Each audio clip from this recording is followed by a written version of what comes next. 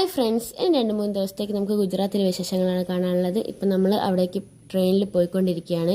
അങ്ങനെ അവിടെ എത്തി രാവിലെ എണീറ്റ് നമ്മളെ വീടിൻ്റെ മേലത്തെ വ്യൂ ആണിത്. നോക്കി നിൽക്കുമ്പോഴാണ് പാപ്പൻ പറഞ്ഞത് നമുക്കൊന്ന് സ്റ്റാച്ചു കണ്ടിട്ട് വരാം, സ്റ്റാച്ചു ഓഫ് യൂണിറ്റി. അപ്പോൾ അത് കാണാൻ വേണ്ടിയിട്ടുള്ള പോക്കാണ്. അപ്പോൾ അവിടെ എത്തി ടിക്കറ്റ് എടുത്തു. നമ്മൾ AC ബസ് കയറി, ബസ്സിലുള്ള യാത്രയാണ്.